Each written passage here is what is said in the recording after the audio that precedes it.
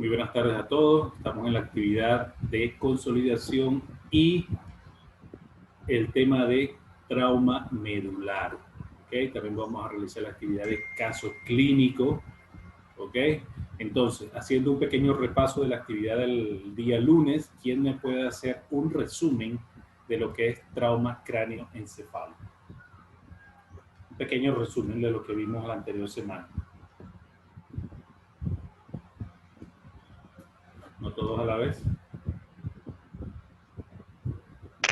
Vimos primero los tipos de daño que hay, el daño primario, el daño secundario. El daño primario es una lesión directa al cerebro y el secundario consiste en las consecuencias de la lesión primaria que puede ocasionar. Y también mencionamos en el daño cerebral secundario 4 partes importantes. La primera es la compresión del cerebro, el segundo es la hipoxia, el tercero es la hipotensión y el cuarto son los mecanismos celulares en los cuales hace inflamación y también su apoptosis. Muy bien. ¿Quién más me puede hablar con respecto al tema de la semana pasada? Creo que podemos hablar cuanto a las causas, que tenemos causa intracraniana y extracraniana, en las cuales en las causas intracranianas entraría el efecto de masa y herniaciones, las isquemias, el edema cerebral, y cuanto a las extracranianas, la hipotensión, hipoxia y convulsiones. ¿Alguien me puede hablar con respecto al efecto de masa? Cuando hablamos del efecto de masa, tenemos que tener en cuenta los principios de Moore-Onkel, que serían, por ejemplo, que ya tenemos líquido cefalorraquídeo, el cerebro y el volumen sanguíneo. Y cuando aportamos otra estructura, por ejemplo, un tumor o un hematoma, esto va a comprometer estas estructuras y ahí que puede generar una herniación. Ok, una herniación. ¿Y por dónde se hernia? Agujero magno. Ok. ¿Y clínicamente cómo se puede traducir eso? A ver, ¿alguien? Ese desplazamiento de la masa cerebral por el agujero magno, entonces va a generar esta hernia por esa masa que está siendo comprimida intracraneal. Ok, muy bien, pero clínicamente, ¿cómo usted llega A la pupila, doctor. Tener anisocoria. Hay una anisocoria. ¿Qué quiere decir eso? En criollo, ¿qué quiere decir? Sería el agrandamiento de la pupila. El diámetro de la pupila es diferente. Pequeñita lo que está grande, ¿no? O viceversa. Una asimetría de tamaño. Sí, doctor. Clínicamente también sería la triada de Cushing. Sería hipertensión arterial, bradicardia y bradipnea. Muy bien. Bueno, ya que tenemos todo, estamos orientados y entrando en materia, vamos a iniciar con la clase. ¿Ok? Entonces les comparto pantalla y vamos a dar inicio. Inicio a la actividad.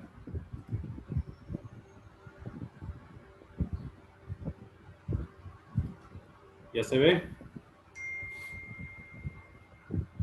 Sí, doctor. Excelente. Muy bien. Bueno, trauma medular. Al igual que como parte de lo que es el trauma cráneoencefálico, no podemos dejar a un lado lo que es el trauma medular. Y potencialmente pudiese existir lesiones de la médula. Entonces, ¿en qué contexto pueden ser potencialmente las lesiones medulares? Cualquier mecanismo de trauma contuso que produjo un impacto violento, que puede ser a la cabeza, al cuello, al tórax o pelvis. Importantísimo eso. ¿Ok? También aquellos incidentes que pueden producir aceleración súbita o desaceleración. ¿Ok? También las fuerzas laterales de flexión al cuello o tórax. Caídas de altura, eyecciones o caída de cualquier medio de transporte motorizado. ¿Ok? Y cualquier víctima de accidente de natación en aguas poco profundas. Recordar que como ustedes ya vieron lo que significa la cinemática del trauma, ya pudiésemos pensar, ya pudiésemos sospechar de acuerdo a los objetos involucrados en el trauma. A qué parte de el organismo chocó contra qué parte del vehículo o el objeto en cuestión. De qué lado fue el impacto, como ustedes ya saben, los impactos frontales, laterales, por la parte de atrás, volcamiento, etcétera, pueden tener específicamente algún tipo de lesión. ¿Ok? Por eso es importantísimo evaluar la escena y pensar que puede haber un trauma craneoencefálico y que también pudiese existir una lesión medular por lo anterior estudiado. Seguimos. Como en todo organismo, como en toda patología, es importantísimo conocer la anatomía y fisiología, en este caso la anatomía vertebral y la anatomía de la médula espinal. ¿Ok? Es importante eso. Entonces, dentro de las lesiones esqueléticas que pudiesen causar una lesión medular están las fracturas por compresión, ¿ok? Que producen compresión en cuña o aplanamiento total del cuerpo vertebral, como pueden observar en esta pequeña imagen de acá, que hay como un aplastamiento, hay como una compresión, ¿okay? Que pudiese lesionar la médula espinal. Fracturas que producen pequeños fragmentos también pudiesen estar cerca del canal medular, como ven en la imagen del rayo X aquí, ¿ok? Donde pudiese haber afectación también de la médula. La subluxación, ¿ok? También pudiese, o sea, ese tipo de lesión esquelética también puede. Ven el cursor, ¿verdad? Cuando muevo el cursor, ¿lo ven? Sí, sí, doctor. Excelente. Entonces, también este tipo de luxaciones o subluxaciones pudiesen causar algún daño en lo que corresponde a la médula espinal. Y el estiramiento o rotura de los ligamentos y músculos, como vieron en la parte cinemática del trauma, en la parte de impactos laterales, pueden también producir lesiones de los ligamentos y músculos. Y esto a su vez inestabilidad de las vértebras y por ende algún tipo de lesión medular. ¿Ok? Entonces esas son las lesiones esqueléticas que pudiesen causar lesión medular. Ahora, dentro de los mecanismos específicos de la lesión tenemos lo que corresponde a la carga axial, que es lo que a veces ocurre en las caídas o en la parte del sumergimiento en piscinas que son poco profundas, ¿ok? O en caídas de altura. La flexión excesiva en los accidentes de tránsito o en ejercicios de gimnasia, la hiperflexión, hiperextensión, hiperrotación, la flexión lateral súbita, ¿ok? Y la distracción, que quiere decir el sobreestiramiento de la columna, sobreestiramiento, la carga axial, la flexión excesiva de hiperflexión o hiperextensión o hiperrotación, ¿ok? Y la flexión lateral súbita, ¿ok? Son mecanismos específicos que pudiesen lesionar la médula espinal. Ahora, este tipo de lesiones pueden ser de dos tipos. Primarias, que es una lesión directa a la médula, que puede ser por compresión, ¿ok? O en su defecto por interrupción del riego sanguíneo medular, ¿ok? Y las secundarias son producto de las primarias, que pueden causar edema, isquemia, o en caso de lesión esquelética, pudiesen los fragmentos de los huesos que quedan móviles pudiesen lesionar de manera secundaria a la médula. ¿Okay? Ahora, Recuerden que les había hablado algo de los dermatomas, ¿verdad? En la evaluación de un paciente con sospecha de lesión medular, tenemos que atender evidentemente la BCDE, pero en este caso, cuando tenemos sospecha de una lesión medular, tenemos que evaluar la parte sensitiva y motora de acuerdo a los dermatomas. ¿Qué quiere decir esto? ¿Quién me puede decir más o menos cómo se interpretaría los dermatomas en una sospecha de lesión medular?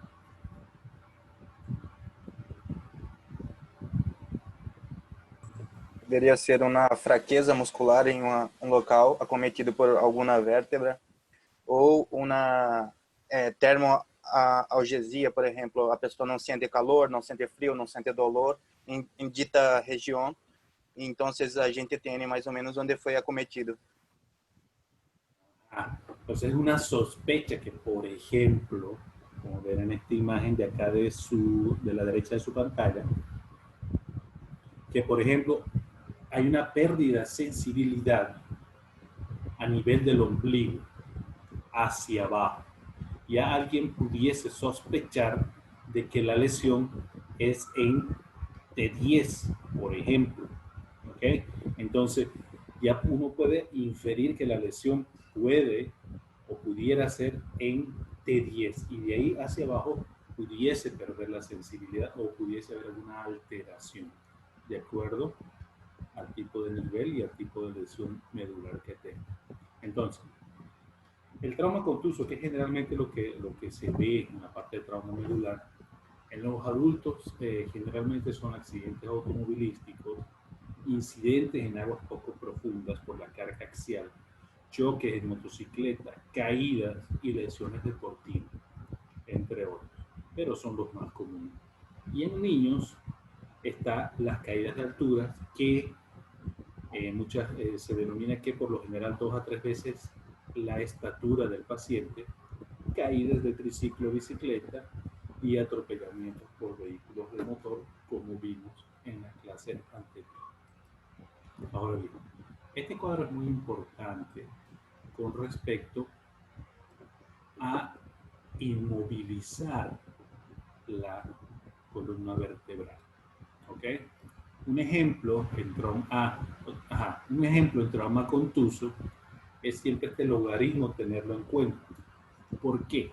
Si tenemos un paciente con una escala de coma de Glasgow menor a 15 y evidenciamos que hay alteración de la escala de coma de Glasgow, sí, inmovilizar y traslado rápido. Si el nivel de la escala de coma de Glasgow está 15, entonces tenemos que hacernos otras 3 preguntas. ¿Hay dolor vertebral espontáneo a la palpación? ¿Hay déficit o queja neurológica? ¿Hay deformidad anatómica de la columna vertebral? Si la respuesta es sí a uno de estos, no tienen que estar los 3, puede ser uno solo. Inmovilizamos y trasladamos al paciente. Si no tiene ninguna de estas 3, tenemos que seguir preguntando. ¿Ok?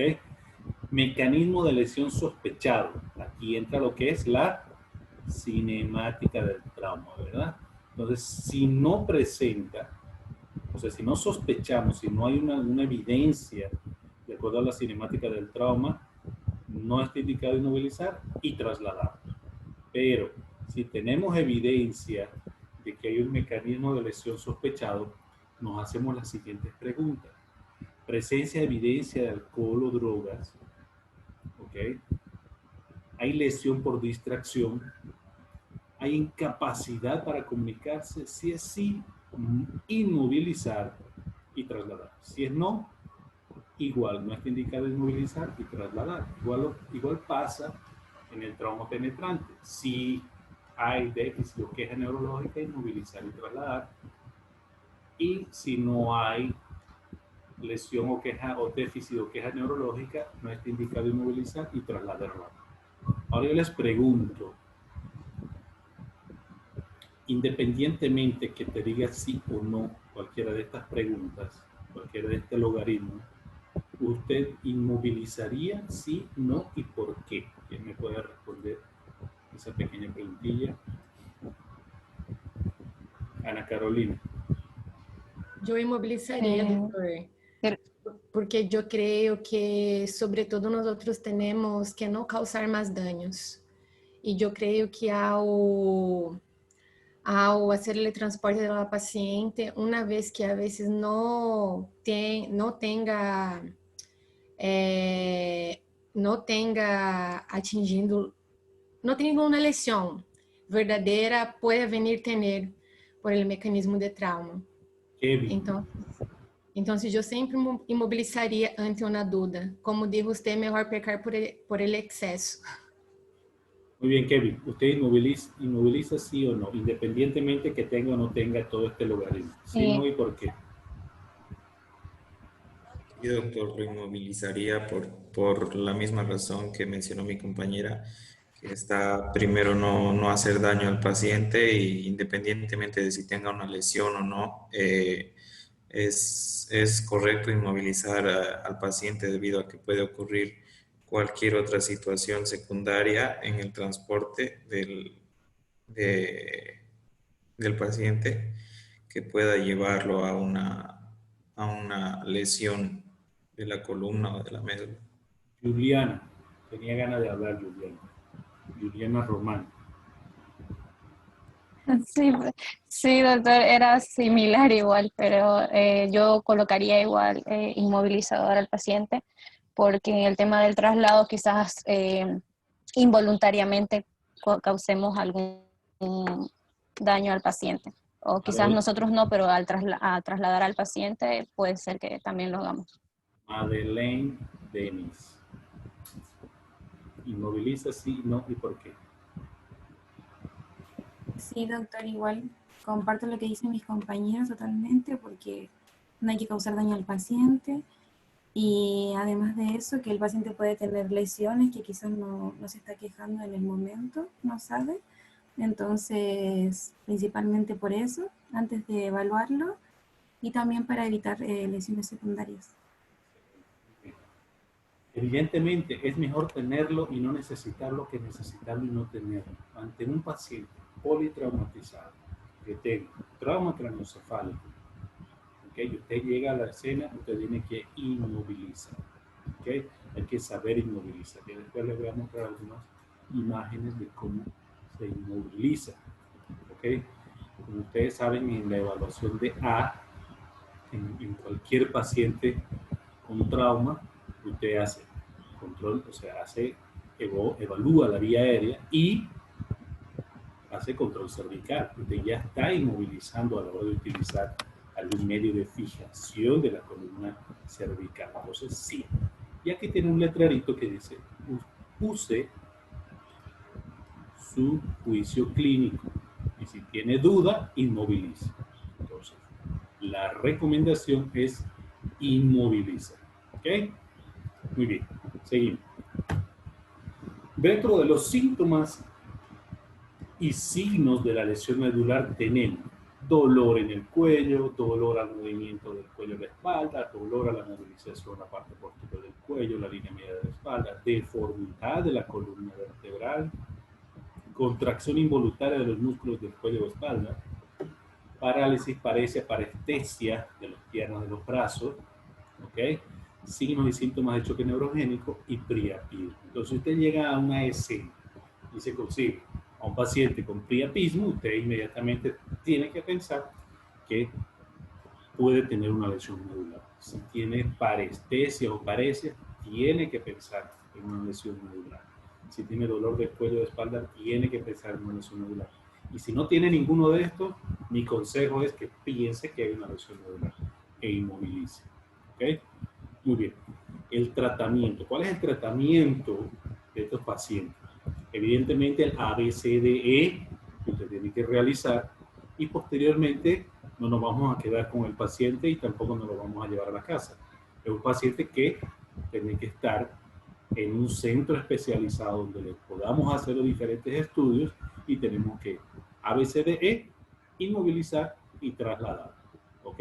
Aquí hay diferentes inmovilizadores como pueden ver acá, lo que es la parte de la tabla espinal, ¿okay? O tabla de explicación. Este es un chaleco especial que inmoviliza columna cervical, inmoviliza tórax e inmoviliza pelvis, ¿ok? A través de unos arneses acá, que ya lo van a ver más adelante.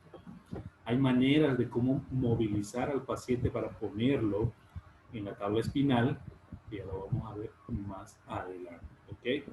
Entonces, esto sería básicamente lo que es trauma medular, ¿ok?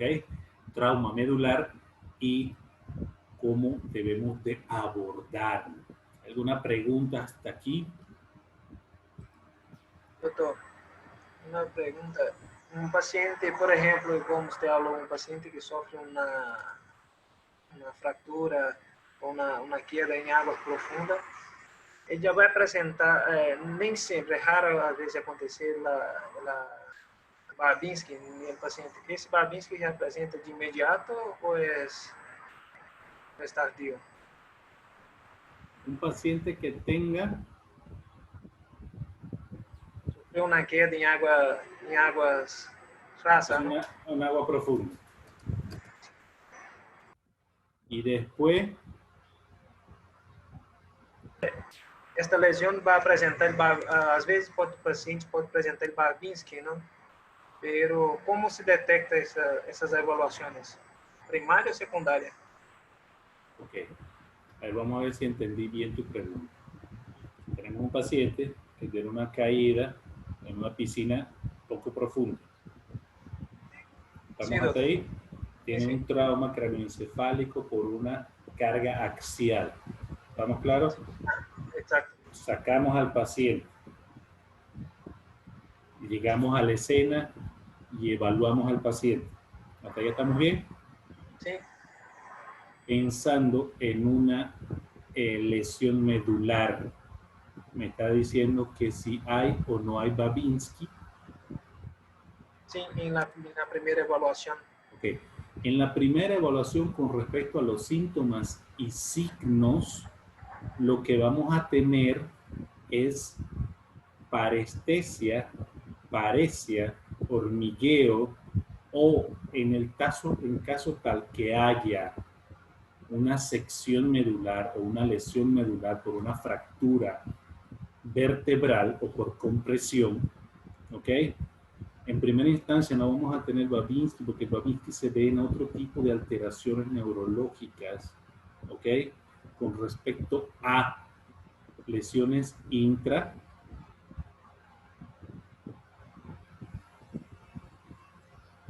que afectan principalmente el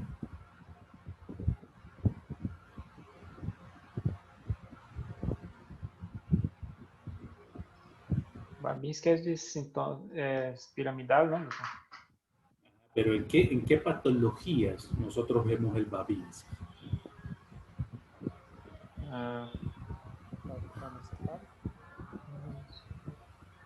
Pode estar em caso de algum tipo de intoxicação ou trauma. Ustedes dicen que en trauma Algum puede trauma, um trauma de tronco encefálico. O sea, la alteración va a ser ¿dónde? En el Babinski. É tronco encefálico. Primeira neurona. A ver, ¿quién más? ¿Quién más? ¿Quién está de acuerdo con eso? Una lesión de la vía piramidal en la parte del cordón anterior. ¿Qué más?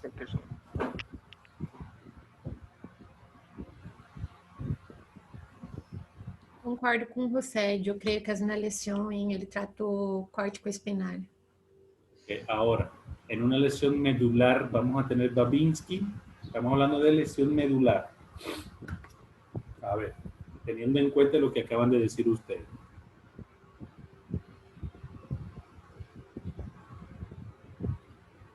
Creo que sí, doctor. Puede ser, ¿ok? Pero generalmente se puede ver en qué, en esclerosis lateral amiotrófica, en enfermedad de low grade, ¿ok? También podemos verlo en lesiones o tumores cerebrales, en meningitis, en esclerosis múltiples, ¿ok? En anomalías o tumores por compresión de la médula espinal. Entonces, sí pudiese estar afectado, pero cuando ya hay una evolución, ¿ok? Por compresión de la médula, ¿ok? Entonces sí pudiese se pudiese ver, pero no es tan común, ¿ok? Más común es en los accidentes cerebrovasculares, en las esclerosis múltiples, en la meningitis, ¿ok? En la enfermedad de low grade, en tumores cerebrales, ¿ok? Pero no se descarta que pueda existir o no, ¿ok? ¿Estamos claros? ¿Sí? Sí. Sí, doctor. ¿Alguna otra pregunta? Muy buena pregunta esa, Gilio. Muy buena. Doutor, uma mulher embaraçada na hora de imobilizar com mais ou menos mais de 20 semanas, 25 semanas, eu pongo ela decúbito lateral ou continua em dorsal? Otra vez. Mujer embarazada. Con, Sí, con trauma cráneoencefálico, trauma medular o trauma o politraumatizado. Trauma medular. E na hora de imobilizar, eu pongo ela em decúbito lateral ou dorsal mesmo? Hay situaciones especiales en ancianos, en pacientes obesos, en embarazadas y en niños, ¿ok? Que ese es un tema que vamos a ver en el hito 4, si no me equivoco. Sin embargo, a la hora de inmovilizar a una paciente embarazada, ¿ok? Va a depender de las semanas de gestación que tenga. Porque, por ejemplo, si una paciente tiene menos de 20 semanas, tiene 17 y 16, y la paciente, o 12 semanas, por ejemplo, está en el primer trimestre, y muchas pacientes no saben que están embarazadas, ¿no? Ahora, si está en el último trimestre, eso va a depender. Hay equipos para la inmovilización de pacientes en casos especiales que se deben de utilizar. Tu pregunta es si va de cúbito o va de lateral. Esa es la pregunta. Isso. Sí. Okay. Ahora, razonemos el por qué usted piensa que debe de ir lateral. ¿Por qué te causa la duda? Solo por isso eu perguntei, com mais de 20 semanas, creio, não sei se seria um incômodo ir para a paciente mulher se for em decúbito dorsal. Aí eu creio que se pone en lateral, no sé. Okay, pero tenemos que razonar esto. Lucas, quiero que razones, o sea, ¿por qué piensas que debe de ir de cúbito lateral? Eso no sé la explicación más correcta. Doutor. Pero ¿cómo te vino la duda? O sea, quiero que ejercitemos esto para que podamos entenderlo todo. Doutor. Ajá. Lucas, posso te ajudar? Sí. Eu creio que é porque quando a paciente está embaraçada de muitas semanas já, o produto hace a compressão do músculo diafragma e isso hace com que dificulte a respiração. Então, por isso, a deuda de meu amigo, pero igual poderia causar dano se colocar ela em decúbito lateral. La inmovilización tanto cervical como de la columna torácica, lumbar, etcétera, debe de ser en supino. ¿Ok? Debe de ser en supino. Ahora bien, si evidentemente una paciente que esté con 30 semanas no tolera, o sea, no estamos hablando en el contexto de trauma, estamos hablando en su rutina diaria de una mujer embarazada, muchas pacientes no toleran el decúbito y algunas tienen que dormir semisentadas, algunas tienen que dormir de cúbito lateral y por muchas razones a los pacientes o a las pacientes inclusive les mandan a colocar de cúbito lateral izquierdo. ¿Ok? ¿Por qué?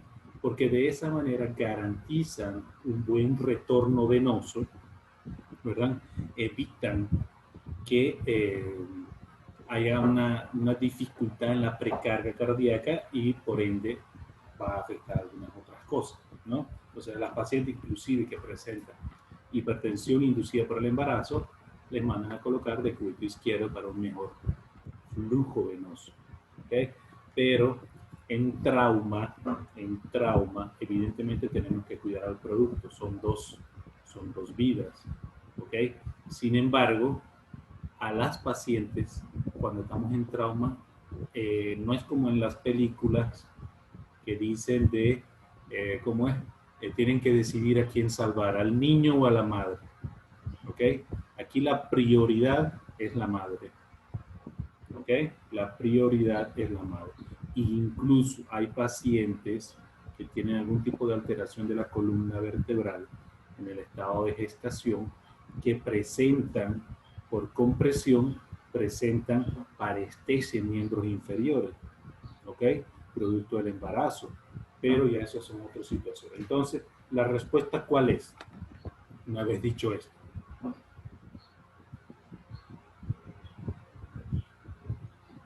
Tiene que analizar la situación específica, ¿no? Pero dígame entonces, de acuerdo a lo que ya analizamos, cómo tenemos que trasladar a la paciente embarazada. Yo pienso, doctor, que pues bueno, como estamos hablando de una posible lesión medular, en lo que estaba escuchando, entonces, o sea, se tiene que priorizar lo que es la madre, como usted dijo, como paciente número 1, y en base a eso hacer el correcto control de columna cervical para establecer lo que es eso, ¿no? Pienso que ese sería el proceder correcto. Entonces, ¿cuál es la respuesta?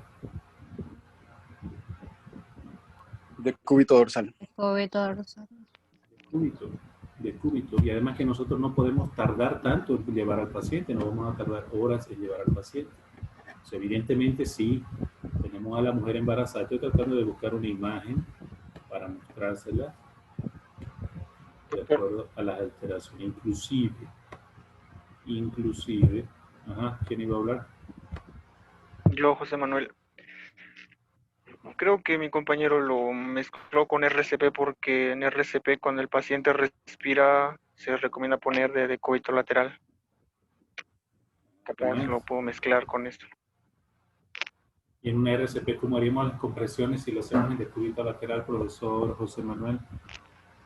No, doctor, sino después de que el paciente haya podido ser reanimado en la calle, por ejemplo, lo que vimos era que después de ser reanimado el paciente se le pone en decúbito lateral en una posición de recuperación, la mano doblada en la cabeza y la rodilla también. Hay que ver en qué socorro. Claro, pero hay que ver en qué contexto fue la RCP. Estamos hablando, recuerden que estamos hablando en el contexto del trauma. Y si tenemos un paciente que amerita un RCP en el contexto del trauma medular, tal vez nosotros hagamos una lesión si lo estamos moviendo mucho. El paciente tiene que estar en una posición neutra. ¿Ok? ¿Alguna otra pregunta?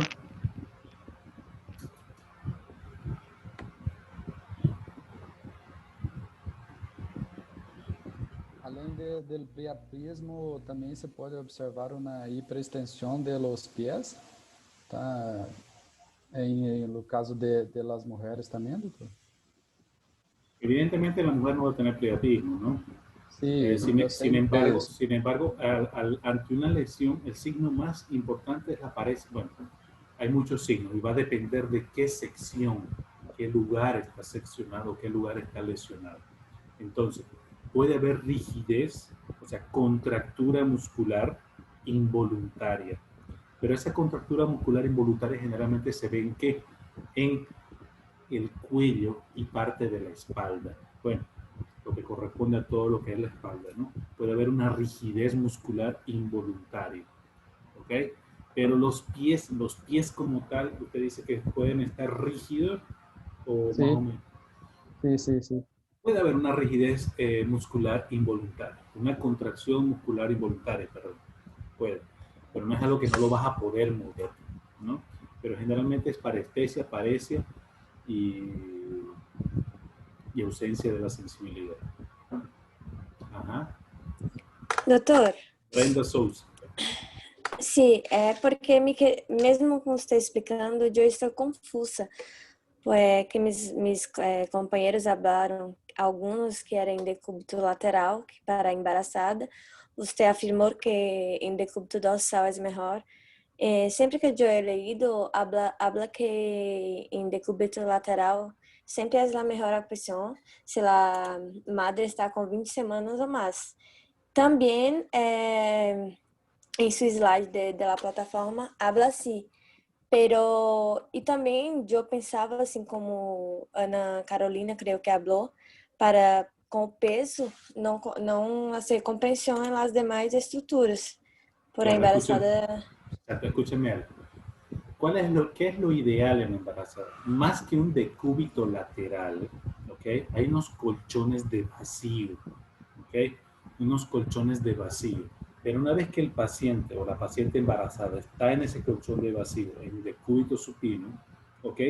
Hay unos sistemas que hacen que está inmovilizada la paciente, pero a través de un sistema usted la va a colocar en un pseudo decúbito. O sea, vamos a poder inclinar un poquito a la paciente para que esas estructuras intraabdominales, ¿ok?, no estén comprimiendo directamente lo que es el diafragma o también la compresión medular. Entonces, sí hay que ponerla en posición de cúbito, pero hay que poner algo aquí abajo en la hora del traslado para que pueda desplazarse un poquito a la paciente. ¿Sí me entienden? Va a estar en posición neutra la cabeza, va a haber una alineación de la columna, pero la paciente va a estar de lado, o sea, pero no de cúbito como tal a la paciente, sino va a estar en la camilla con la fijación, ¿ok? Pero nosotros podemos poner algo abajo para que haga un decúbito lateral izquierdo. Tiene que ser izquierdo.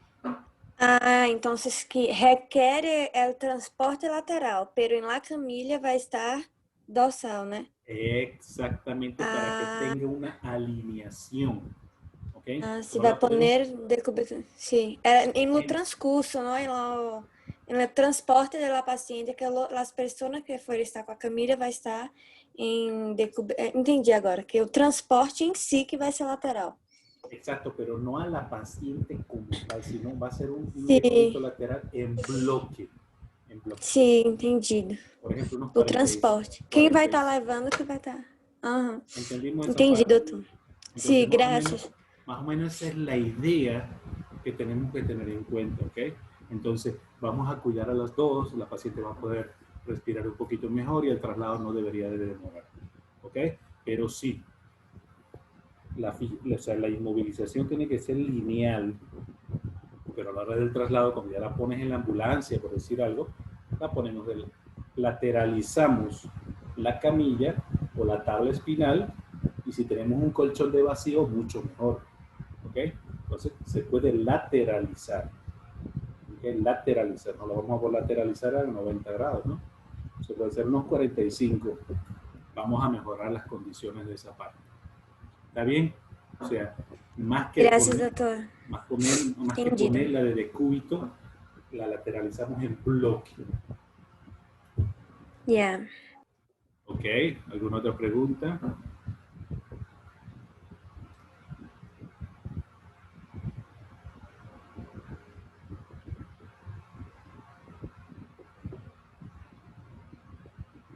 Entonces voy a buscar el caso clínico para que podamos desarrollar el caso clínico. Doctor, yo tengo una duda.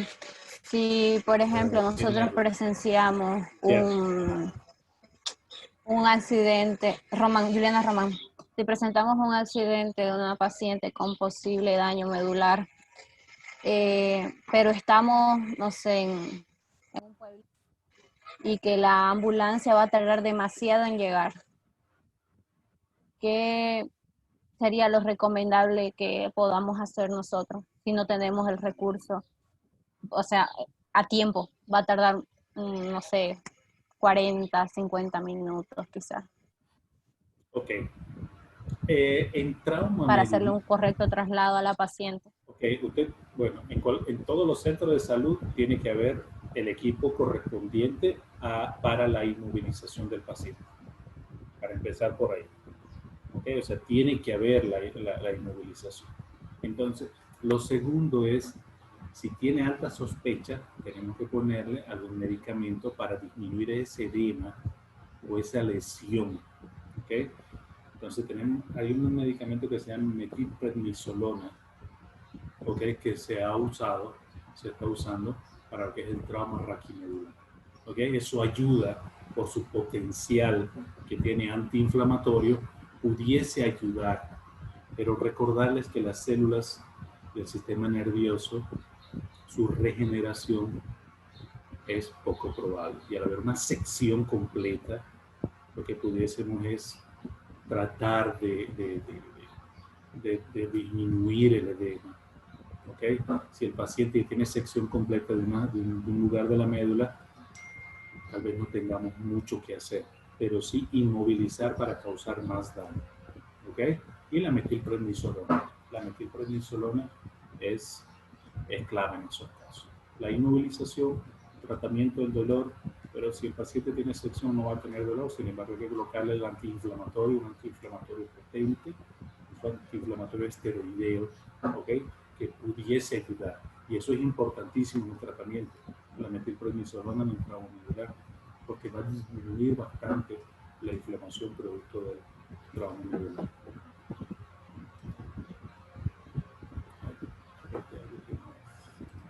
Ya, gracias, doctor. ¿Alguien más?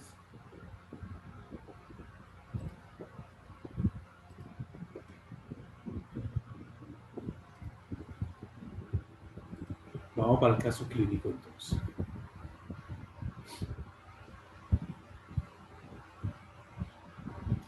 Una pregunta, ¿ustedes tienen un calendario de fecha de examen?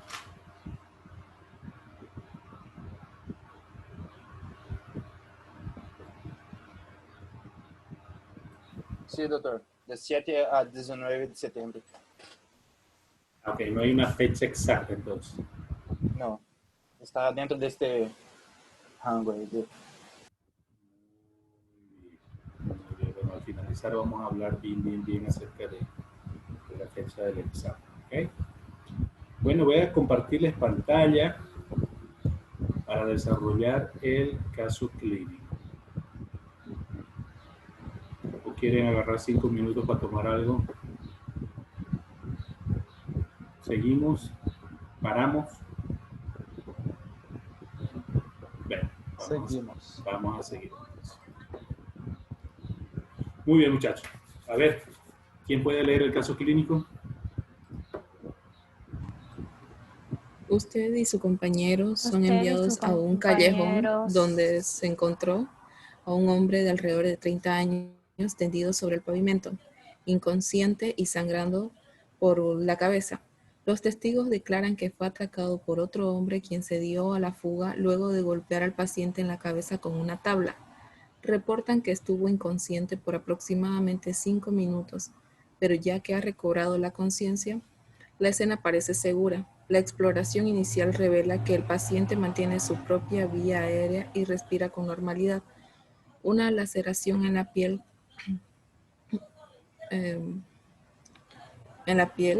cabelluda del lado derecho de su cabeza de 8 centímetros sangra copiosamente, pero se logra controlar con presión directa y un vendaje compresivo.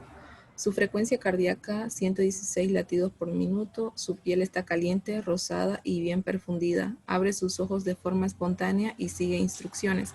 Sin embargo, no puede recordar los eventos previos al ataque.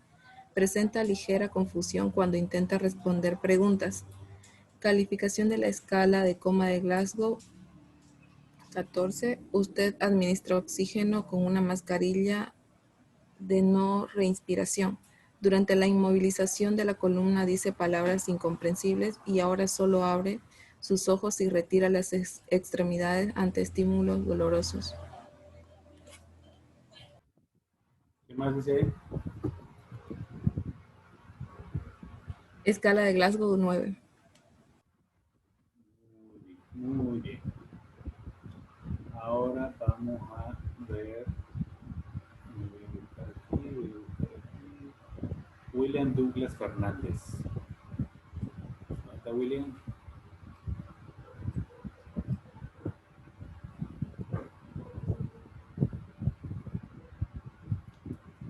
William Douglas Fernández, a la 1, a A las 2, a las 3. Tiago Vicente Gómez Figueira. Hola, doctor. Tiago. De acuerdo a este caso clínico, ¿verdad?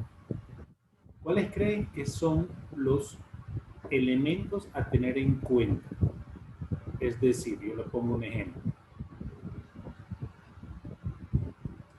Tendido sobre el pavimento. Y usted me va hablando y yo voy marcando. Otro ejemplo. Inconsciente y sangrado en la cabeza. Ajá. ¿Qué más puede mencionar? Los elementos importantes, bueno, todo es importante, pero lo más relevante. Podría ser también una laceración en la piel cabeluda del lado derecho de la cabeza. ¿Dónde está? ¿Dónde está?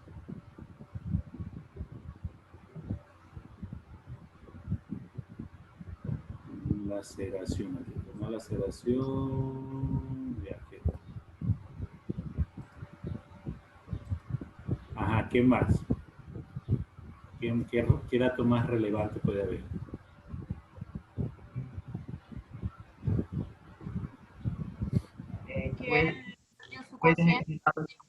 No puede entonces después recobró su conciencia también.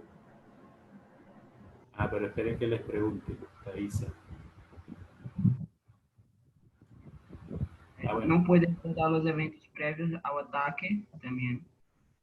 ¿Dónde está?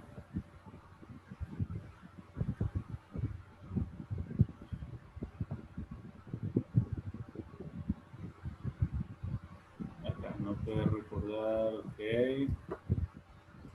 A ver, vamos a... Doctor, ¿podría ser también el golpe que recibió en la cabeza con una tabla? Me dice. Arriba también podría, reporta que estuvo inconsciente por aproximadamente 5 minutos. También podría ser.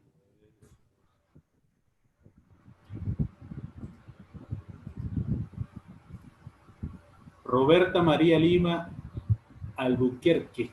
Sí, doctor. ¿Dónde está? Que no la veo. Recuerden que cuando participen, activen su cámara. Que mi cámara no está funcionando, doctor. Muy bien. Dígame otros elementos importantes en este cuadro clínico. Yo creo que es importante saber que el paciente fue golpeado por una tabla en la cabeza, en la cuarta línea.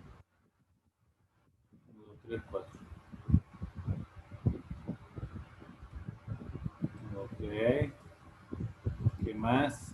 Y también que durante la inmovilización de la columna dice palabras incomprensibles y la escala de Glasgow está disminuida.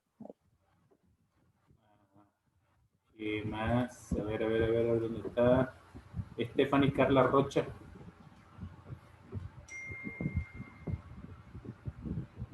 Sí. Stephanie. ¿Qué más? ¿Qué datos también importantes tenemos acá?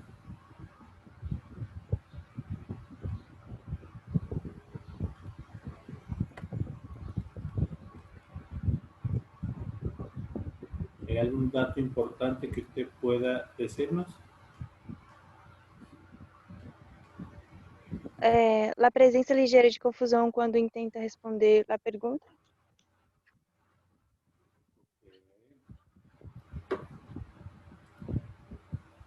Muy bien. Entonces, estos son lo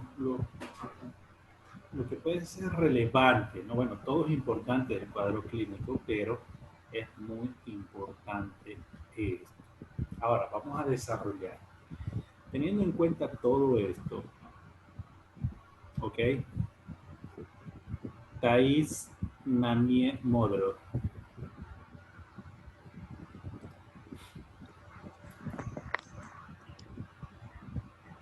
Hola, doctor. Thais, dígame, ¿cuál sería el diagnóstico de este paciente? Una impresión diagnóstica inicial.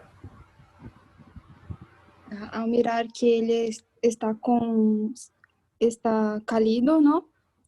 Está inconsciente y también está sangrando por la cabeza. Y como las personas también hablaron que fue golpeado por una tabla, entonces yo podría pensar que fue algún traumatismo craneoencefálico. Bien, con nombre y apellido, ¿verdad? Un traumatismo craneoencefálico. Bueno, traumatismo craneoencefálico, muy bien.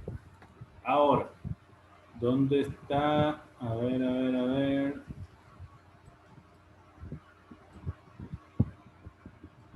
Paulo.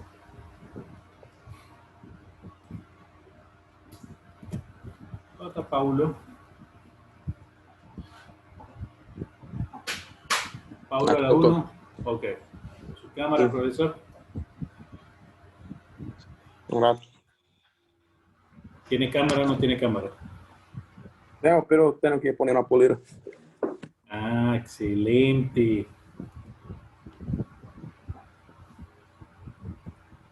Doctor, perdón, una pregunta hasta eso.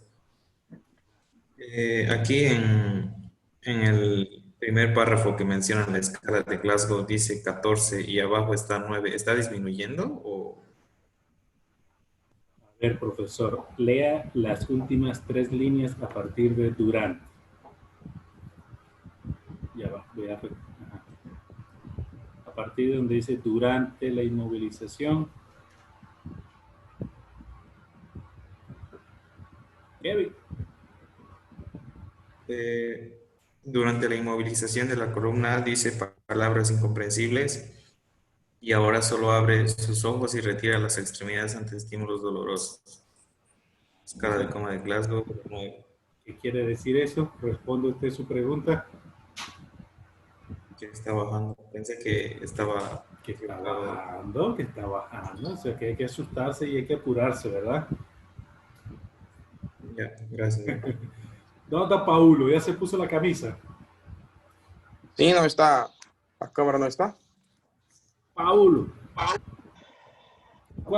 ¿Qué tipo de traumatismo cráneoencefálico estaríamos hablando?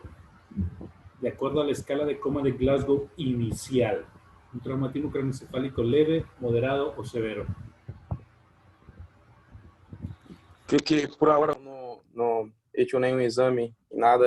Tenemos solo podemos dizer, uma cinemática de lo trauma.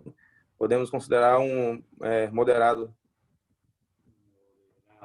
Moderado. ¿Por qué?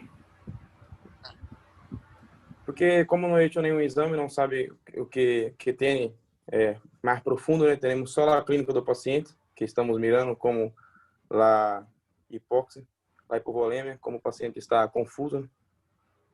Creio que podemos... A ver, Milenka Gutiérrez.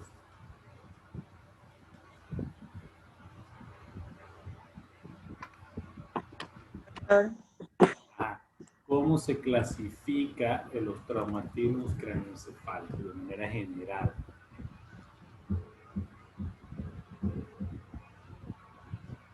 De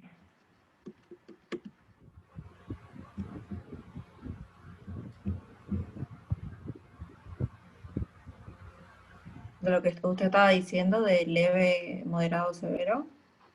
Pero de acuerdo a la escala, porque la escala de coma de Glasgow nos va a decir si es un leve, si es moderado o si es severo. ¿Ok? ¿Estamos claros? Sí.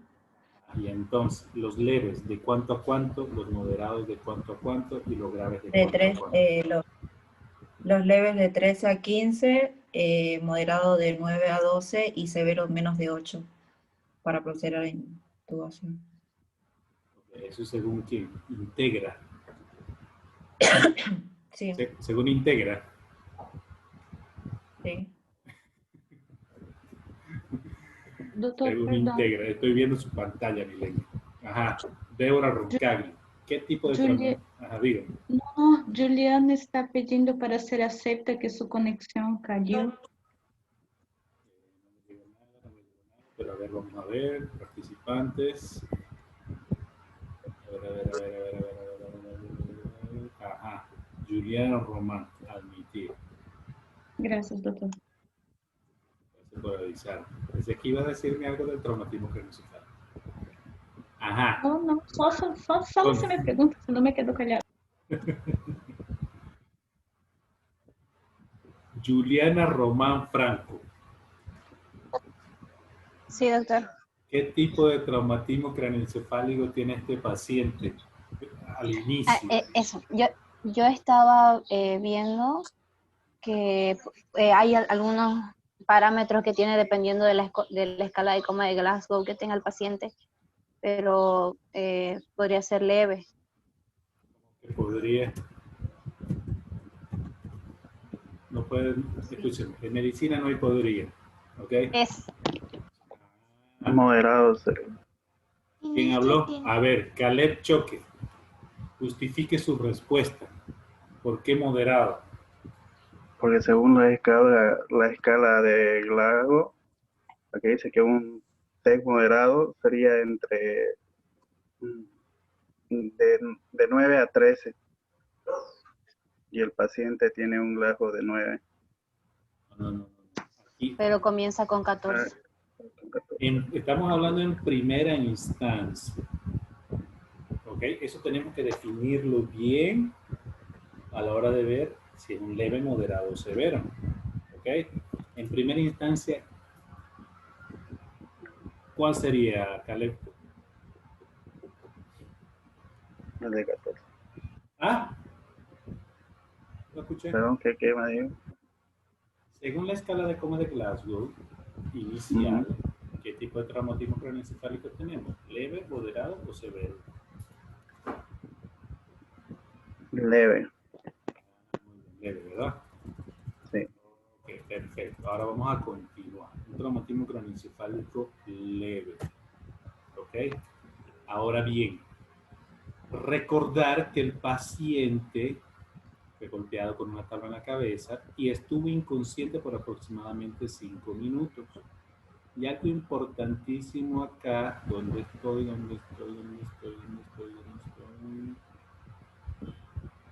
Ok, aquí dice, no puede recordar los eventos previos al ataque. Entonces, ¿dónde me quedé? Me quedé en... Pero vamos a hacerlo al azar. Vamos a hacerlo al azar. Marcos Dioni Barbosa.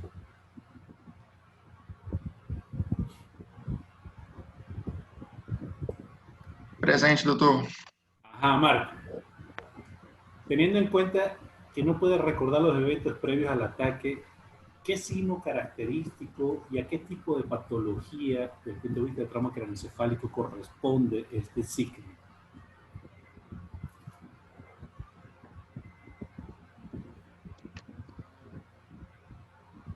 No entendi, doutor, muy bien la pregunta. ¿Cuál signo se refiere? Hay un signo característico de una patología en el contexto de trauma craneoencefálico. ¿Ok? En el contexto de trauma craneoencefálico.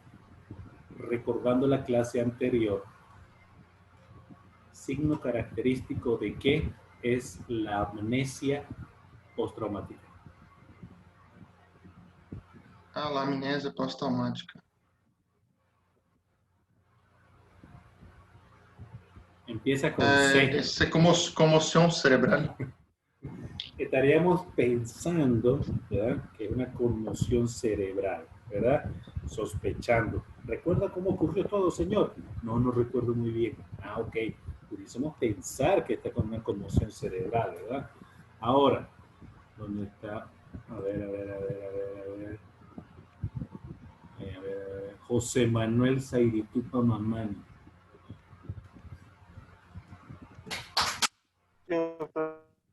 Ah, si este paciente pensando en una conmoción, ¿ok? Pensando en una conmoción, usted le realiza una tomografía de cráneo, ¿verdad? ¿Qué espera encontrar en la tomografía de cráneo pensando que tuviese una conmoción? Solo conmoción. Bueno, si fuera solo una conmoción, esperaría no encontrar nada. estaría en una toma normal. Normal. Muy bien. Hasta aquí todo está bonito, ¿verdad? Hasta aquí todo está bien, escala de coma de Glaude de 14, etc. Ahora bien, recordar que siempre alguna laceración en el cuero cabelludo, en la piel cabelluda, eso va a sangrar mucho porque es una región muy vascularizada, ¿ok? Entonces es alarmante, ¿ok? El tratamiento de un sangrado, independientemente de su región, que es compresión directa, un vendaje compresivo, ¿verdad? Entonces, hasta este momento, donde dice escala de coma de Glasgow, todo está ok, todo está perfecto. Ahora bien,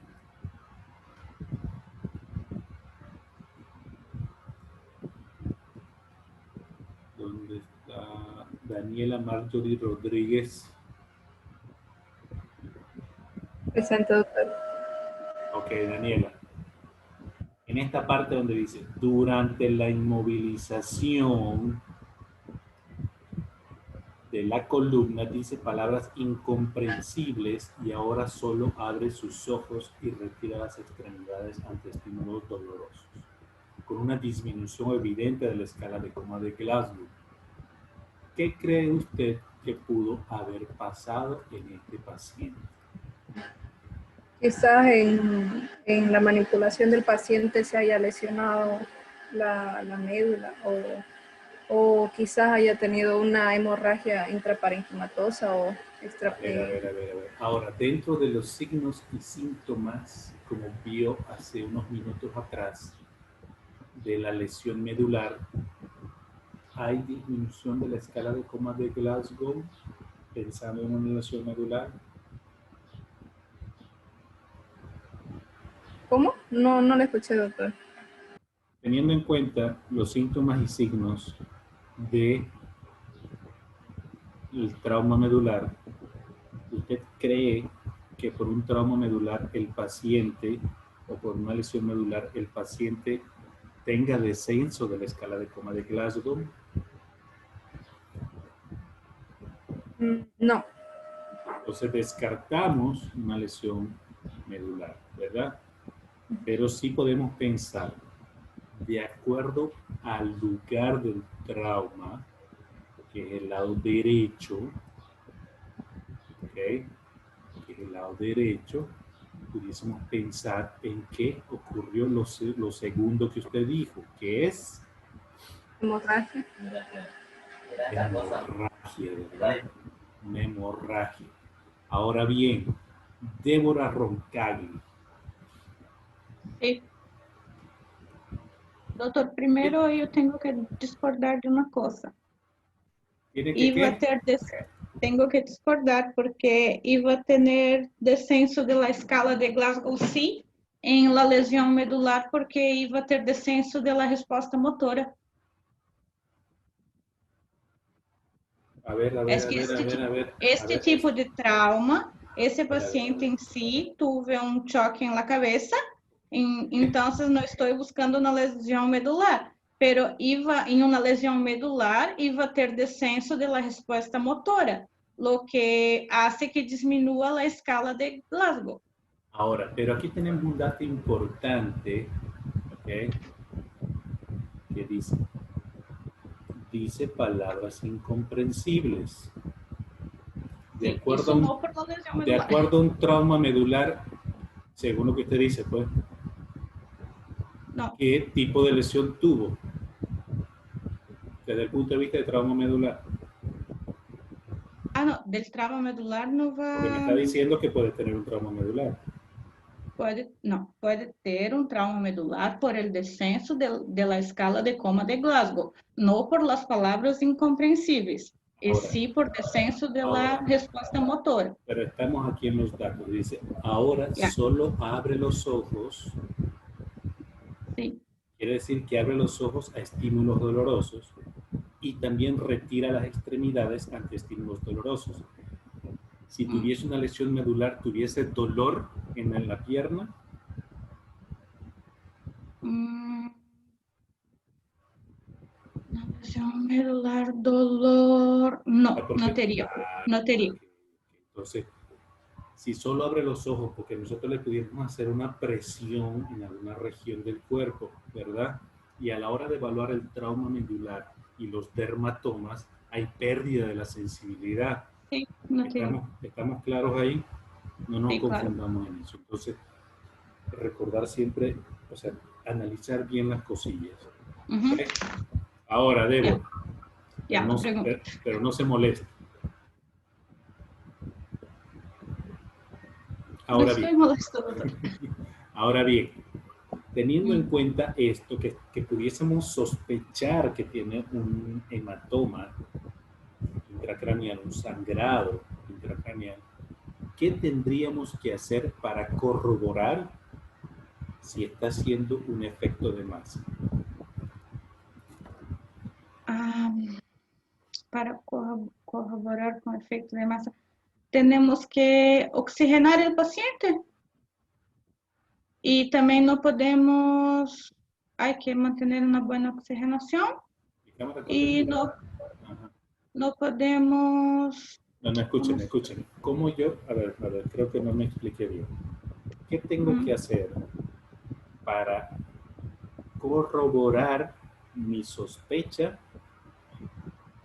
que tenga un hematoma y por ende un efecto de masa? ¿Cómo yo verificar pudiese... las pupilas. Eso es todo.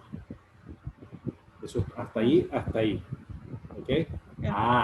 Ahora si yo le pregunto, ¿qué tendría que hacer para mejorar las condiciones del paciente ante un efecto de masa?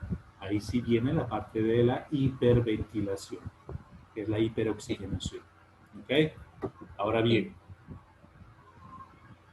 ¿dónde está? A ver, Felipe Santana.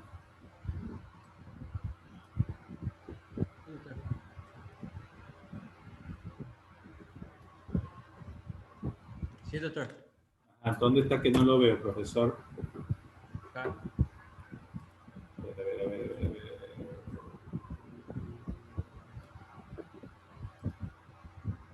¿Su cámara está encendida? Sí, está encendida. No te veo. Ajá. Entonces, ¿cuál sería el otro diagnóstico del paciente? Porque ya no estamos en presencia por la disminución de la escala de comando de Claudio. Entonces ya pasaríamos a un traumatismo craneoencefálico.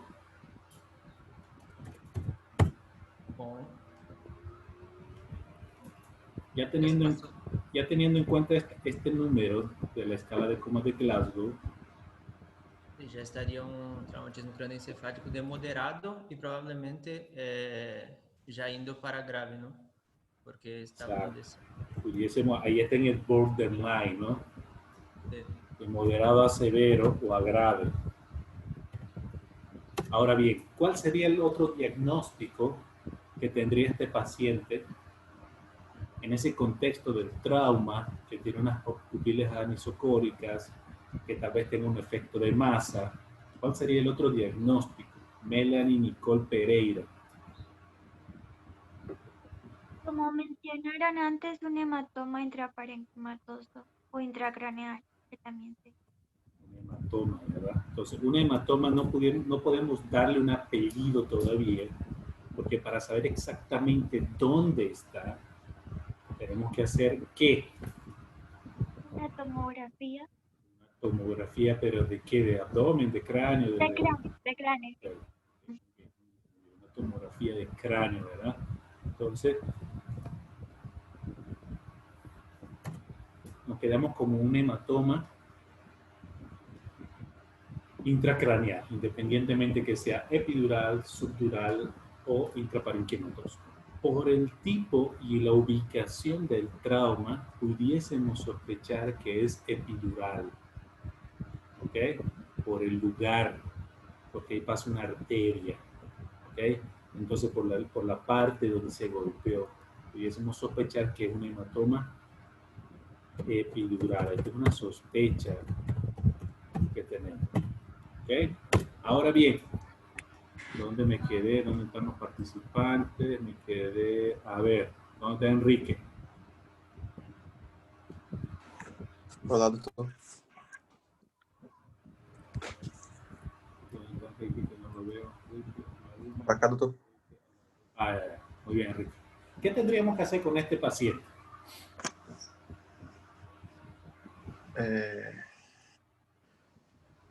Ya tenemos un diagnóstico, una impresión diagnóstica, ya lo evaluamos, le canalizamos una vía, evaluamos ABCDE, etcétera. Después, ¿qué va con esto? ¿Qué hacemos? Tiene que oxigenar al paciente. ¿Qué más hacemos? Y creo que le va para hacer el procedimiento cirúrgico, ¿no, doctor? Entonces tendríamos que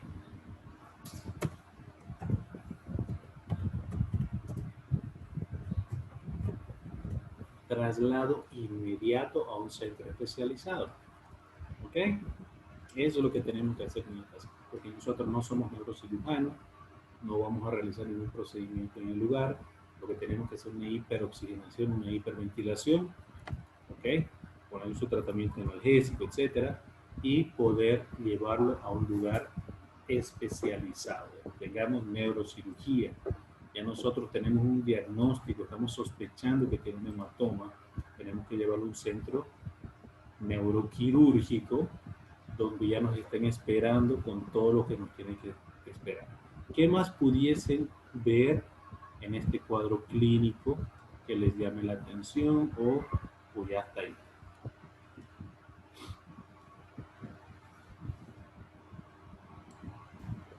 Doctor, el tiempo que transcurrió de bajar su escala de Glasgow tan de repente, en esos casos, en el traslado no se tenía que perfundir debido a que pareciera que está teniendo una hemorragia grave porque tiene 116 latidos por minuto, está con taquicardia, está tratando de compensar muy rápido, entonces, no sé, el tiempo que tiene entre 14 y 9 y tan repentino me parece interesante y quisiera aclarar más sobre eso. Ok. La frecuencia cardíaca está en 116, algo que nos llama la atención, ¿ok? Pero no está tan elevada. Ahora yo te pregunto algo, ¿ok? ¿Usted cree que el sangrado copioso sea algún tipo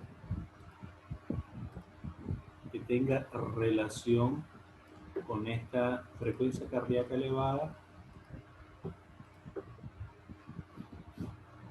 Porque sangró bastante. Sangrado copioso, ¿no? No nos dice cuántos litros ni ml tiene, pero es un sangrado copioso, bastante abundante. ¿Usted cree que tenga relación con ese sangrado? Porque ¿qué es lo que pasa en un efecto de masa?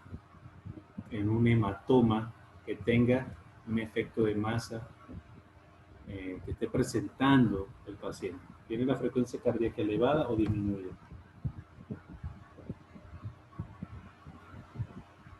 Elevada, yo pienso. A ver, ¿quién quiere participar? ¿Quién me quiere decir algo? Doctor, Hola. yo creo que puede ser un mecanismo de compensación porque como el paciente está con una gran tasa de adrenalina porque fue golpeado, yo creo que y por el sangrado por la región puede tener un mecanismo de compensación. No sé, pienso eso. Claro, en una primera instancia, recordad que nos faltan algunos datos aquí, cómo está la presión arterial, ¿verdad? Cómo está la frecuencia, a ver, la respiratoria, no nos hablan de la frecuencia respiratoria, ¿ok? Ahora bien, en una primera instancia, cualquier sangrado, y más que todo un sangrado copioso, nos va a elevar algo la frecuencia cardíaca. ¿Okay? Entonces puede ser esa frecuencia cardíaca elevada en un inicio por un sangrado copioso que tuvo. ¿Okay? Eso es algo que es, hay vasoconstricción y por ende hay vasoconstricción, hay aumento de la frecuencia cardíaca. Ahora bien, si pensamos ya en este segundo escenario, en esta segunda parte de acá, donde nos hablan de que posiblemente, o nosotros estamos pensando, que posiblemente el paciente presente un hematoma y le vemos las pupilas y están anisocóricas, ¿ok? Entonces, ¿cómo pudiese estar, pensando en un hematoma epidural que esté haciendo un efecto de masa, cómo pudiésemos pensar que esté la frecuencia cardíaca? ¿Cómo puede estar la presión arterial? ¿Y cómo pudiese estar la respiración?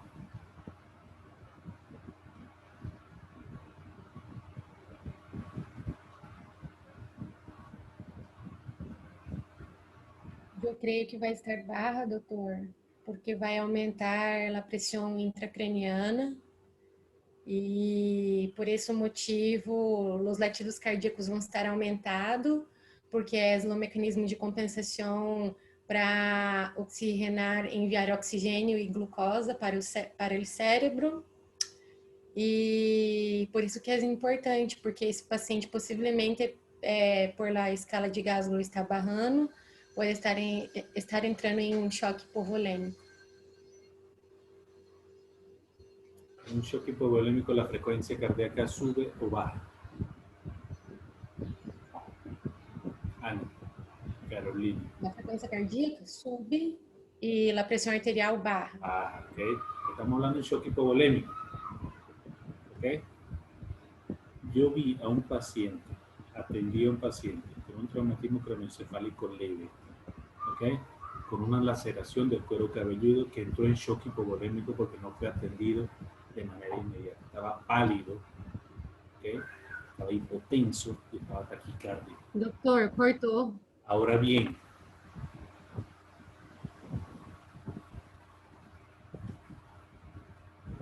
¿me escuchan? ¿Me escuchan? Sonido. Sí, doctor. Ahora sí, pero Mejoró, pero estaba picoteando, doctor. Estaba picoteando el gallo, muy bien. Escúchame. Yo atendí a un paciente que tenía un traumatismo craneoencefálico leve, ¿okay? Que el paciente tenía una laceración del cuero cabelludo y ese paciente entró en shock hipovolémico. ¿Okay? Tenía la frecuencia cardíaca en 140, estaba hipotenso, pálido, sudoroso, etc. ¿Okay? Entonces, es decir, que una lesión del cuero cabelludo, de la piel cabelluda, si no es tratada a tiempo, porque es una zona bastante irrigada, es una zona bastante vascularizada y te puede llevar a un paciente con un shock hipovolémico. ¿Okay? Es importantísimo controlar ese sangrado. Pero en este contexto, que en un inicio el paciente está bien, pero producto del trauma, puede ser que esa arteria esté sangrando, no la del cuero cabelludo, sino la que está aquí adentro, ¿ok? Entonces esté sangrando y poco a poco esté produciendo esa lesión. Ahora,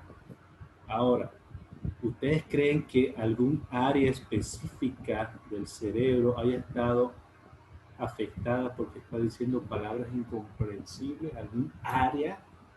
Porque está aquí en la derecha, donde está aquel lóbulo, y donde está qué área que afecta el lenguaje. Broca.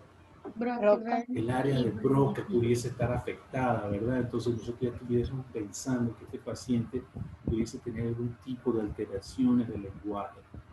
¿Ok? Entonces, ese sangrado no fue inmediato, eso está poquito a poco. El paciente tenía una escala de coma de Glasgow de 14, pero al transcurrir los minutos, sangró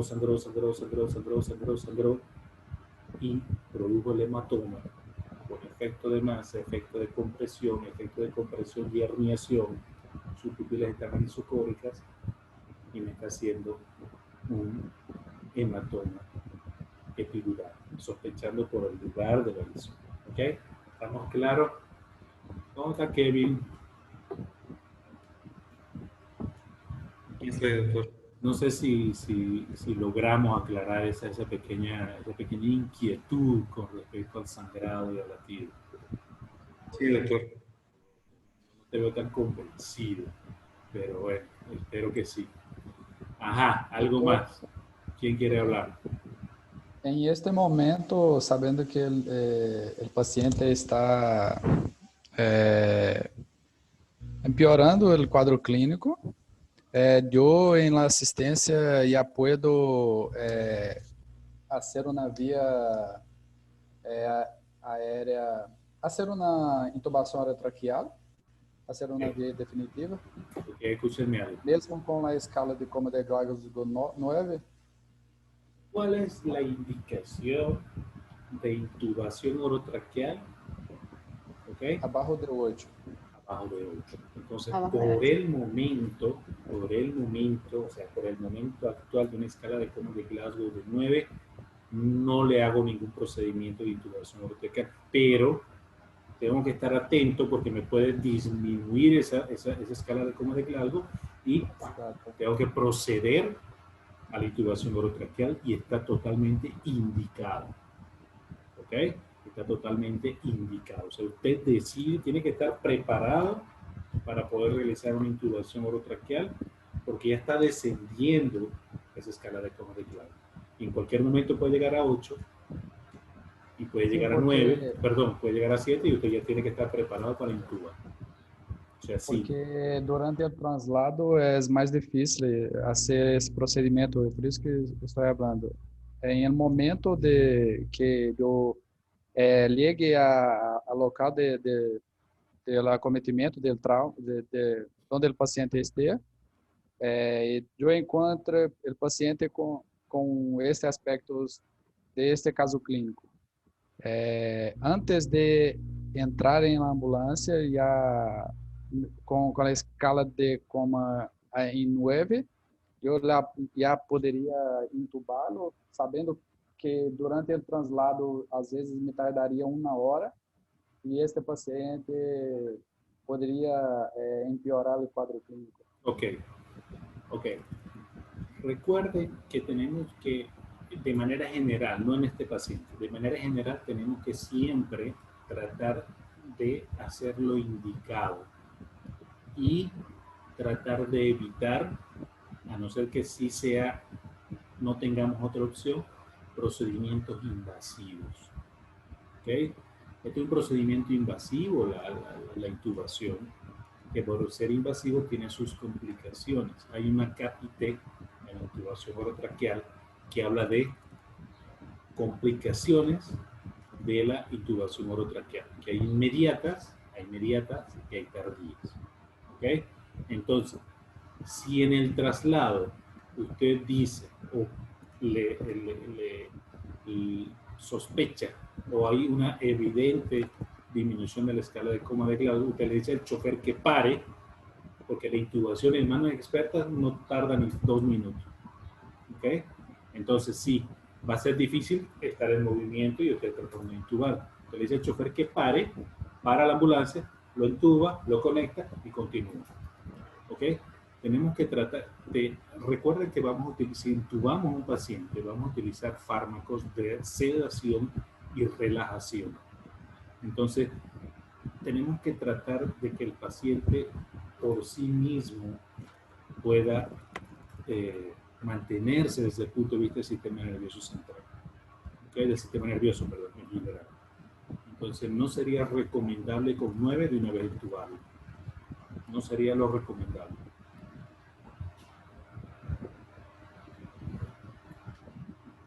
Ajá.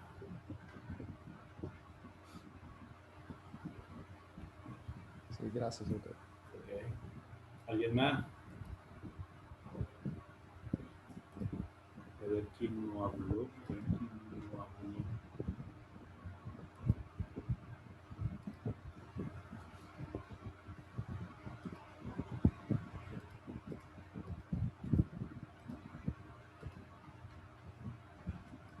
Bueno, entonces voy a dejar de si no hay ninguna otra cosa más que quieran decir, entonces con respecto al cuadro clínico dejamos de compartir pantalla.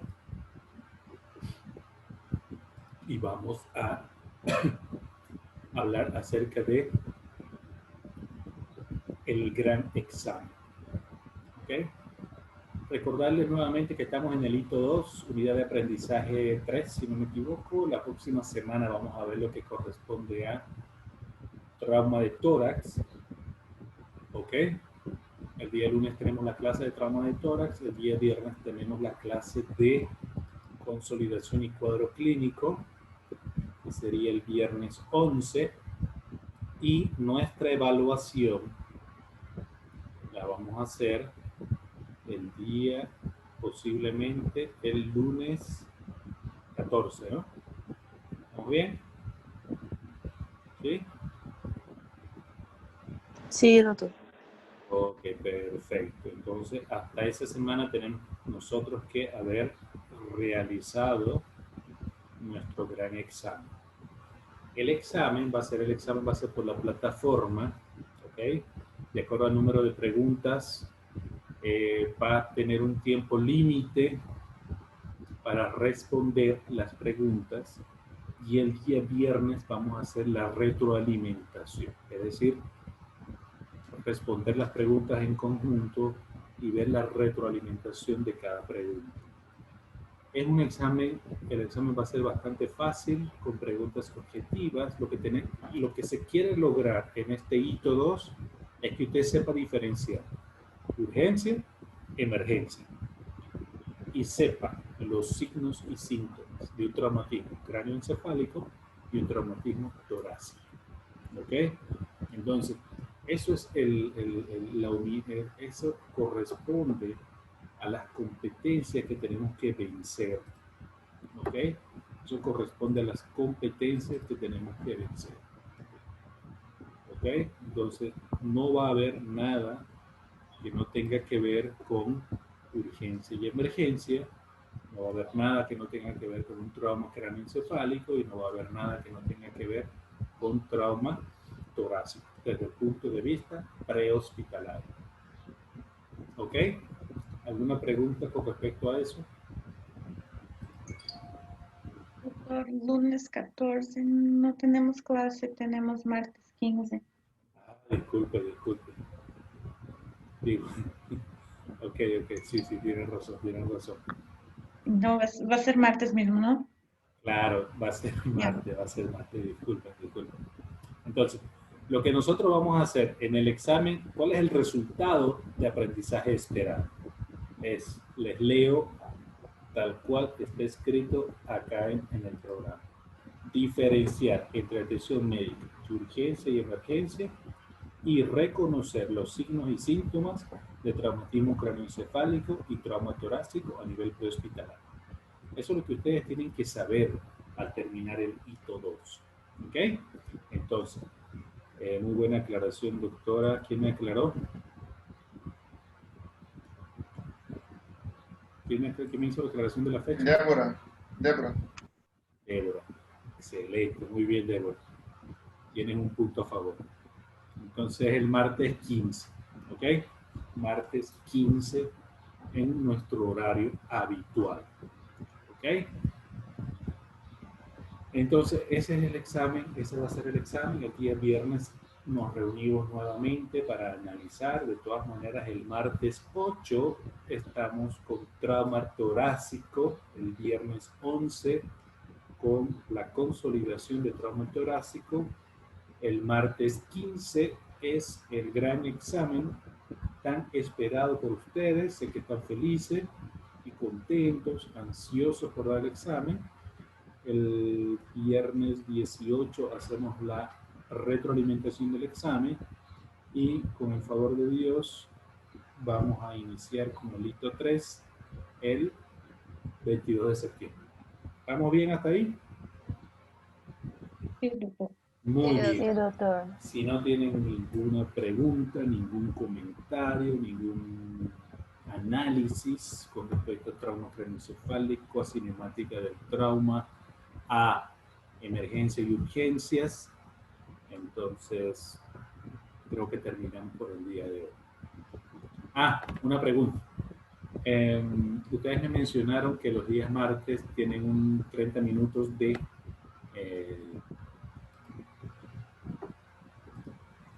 de receso, ¿verdad?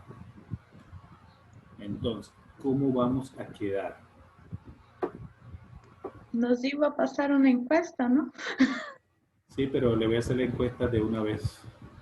Ya. Ahora, los horarios del día viernes sí es corrido, ¿no? Sí, viernes es corrido. Ok, entonces vamos a poner respuesta 1. Entonces, la opción 1 es empezar media hora después, ¿no? Es decir, ¿a qué hora empezamos el martes? ¿Cuál es el horario del martes? Desde 5:45. Entonces, si empezamos media hora después, sería empezar a las 18:15, ¿no? Sí.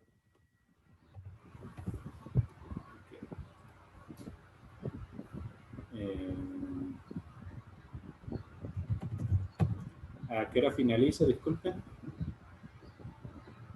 Finalizas desde 9:45. No, A las 8:30. No. 20:30. 20:30.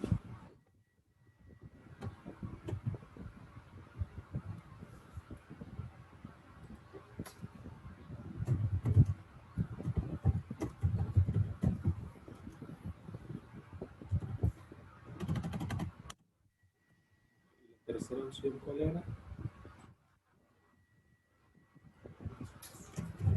Respetar el horario, ¿no?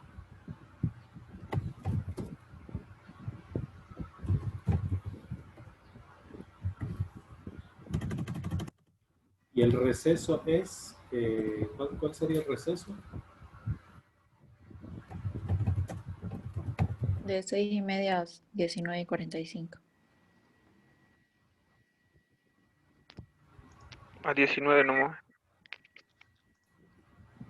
¿De cuánto? Media hora, doctor, de 6:30 a 7. 6, 18:30 a 19, ¿no?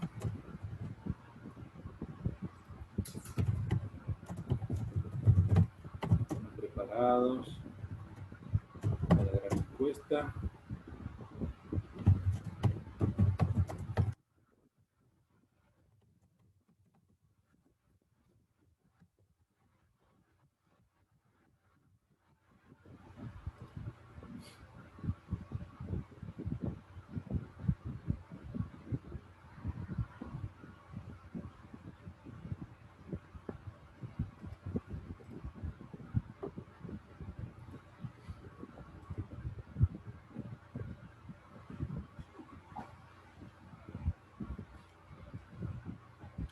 ¿Cómo le gustaría las clases de los martes? Empezar media hora después, es decir, 18:15, terminar media hora antes, es decir, a las 20, o tener el descanso de media hora, que es de 18:30 a 19.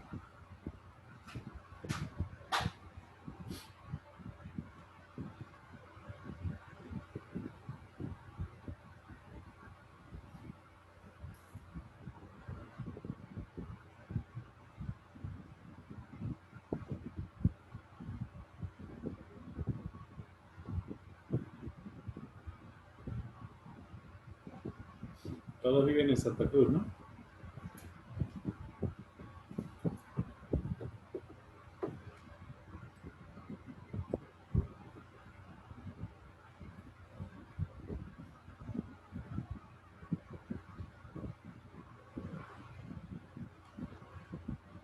Hay 8 participantes que no están votando. ¿Será que se fueron?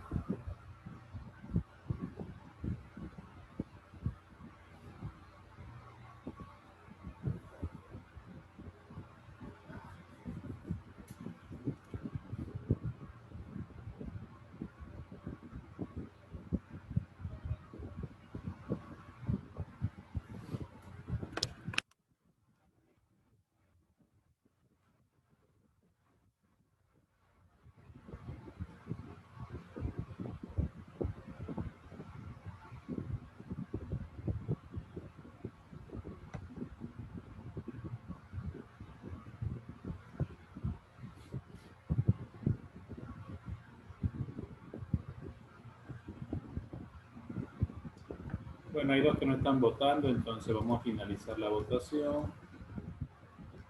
Vamos a compartir los resultados. ¿Están viendo la pantalla? Sí, doctor. Sí, doctor. Para que quede una evidencia, vamos a tomar una gran foto. Excelente.